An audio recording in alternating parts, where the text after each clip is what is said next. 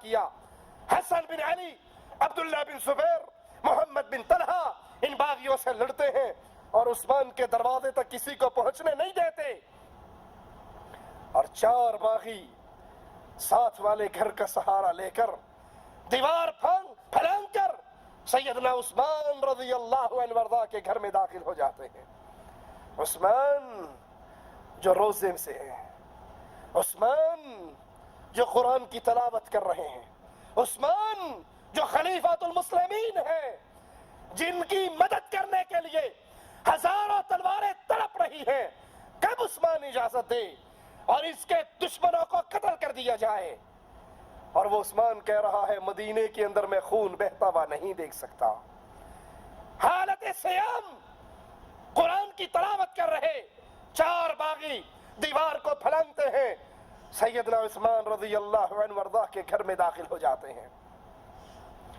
امیر المؤمنین کی زوجہ سیدہ نائلہ کہتی ہے عثمان تیرے دشمن آج تو گھر کی دیواروں کو پھلانگ کر اندر آ چکے ہیں، تیری جان کے در پہ تیرے خون کے پیاسے آج تیری چادر 4 دیواری کو بھی اپنے قدموں کے نیچے رون چکے ہیں. جواب میں سیدنا عثمان کہتے ہیں نائلہ آخری لمحات میں میری نظروں کو رب کے قرآن سے جدا نہ کر، یہ جو کرتے ہیں کرنے دے اور مجھے اللہ کی کتاب کی تلاوت کرنے دے. قیامت کے دن ہوگا، رب کے دربار میں پیش ہوگا، مالک پوچھے گا عثمان آخری کام کیا کر رہا تھا؟ میں کہوں گا اللہ میرے دشمن مجھے قتل کر رہے تھے، میں تیرے قرآن کی تلاوت کر رہا تھا. عثمان کی نظریں اللہ کی کتاب پر، قرآن کریم پر، اور ظالم نیزے اور تلواروں سے امیر المومنین پہ حملہ کرتے ہیں. آپ کا خون مبارک قرآن کے ان الفاظ پہ گرتا ہے فَسَيَكْفِيكَهُمُ اللَّهُ، اللہ ان دشمنوں کو کافی ہے، اللہ ان سے انتقام لینے کے لیے کافی ہے.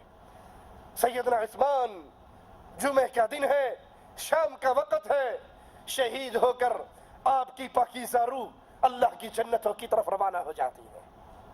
عبداللہ بن زبیر رضی اللہ عنہ وارضا تدفین کی امور انجام دیتے ہیں اور رات کے اندھیرے میں امیر المؤمنین امام مظلوم سیدنا عثمان رضی اللہ عنہ وارضا کو بقیع قبرستان میں دفن کر دیا جاتا. خبر دینے والا سیدنا علی کے پاس پہنچتا ہے. علی عثمان کو شہید کر دیا گیا. علی حسن و حسین کے چہرے پر تھپڑ مارتے ہیں. وہ علی جس نے حسن و حسین کو کبھی غصے سے بلایا بھی نہ تھا، آج یہ چہرے پر پڑنے والے تھپڑ زبان حال سے کہنے دیجئے. وہ کہتے ہوں گے بابا ہمیں تو نے کبھی غصے سے بھی نہیں بلایا اور آج تھپڑ مار رہا ہے. کہا تم نے اپنے خالو کی حفاظت کرنے میں کمی کا ثبوت دیا. اور اس اطلاع دینے والے کو کہتا ہے تبا لکم آخر الدہر، سنو اب تم پر ہمیشہ کی تباہی مسلط کر دی گئی ہے. شہادت عثمان اس جرم کی وجہ سے اب تم پر ہلاکت اور تباہی کو مسلط کر دیا گیا ہے. جنگ جمل کے ایک دن سیدنا علی کہتے ہیں اللہ میں تیری جناب میں خون عثمان سے اپنی برات کا اظہار کرتا ہوں. تحقیق عثمان کے قتل کے دن میرے ہوش اڑ گئے تھے، میں اس صدمے کو برداشت نہ کر سکا تھا. لوگ میرے پاس دوڑتے ہوئے آئے کہ ہم تیرے ہاتھ پہ بیعت کرنا چاہتے ہیں، تو میں نے کہا اللہ کی قسم، علی کے الفاظ پہ غور کرنا، اللہ کی قسم مجھے اللہ سے شرم آتی ہے میں اس قوم سے بیعت لوں جس قوم نے عثمان کو شہید کیا ہے. میں نے انکار کر دیا، بیعت نہ لی. اور یہ روایت صرف سنی کتابوں میں نہیں، شیعہ کتابوں کے اندر بھی موجود ہے کہ شہادت عثمان کے بعد علی نے بیعت لینے سے انکار کر دیا.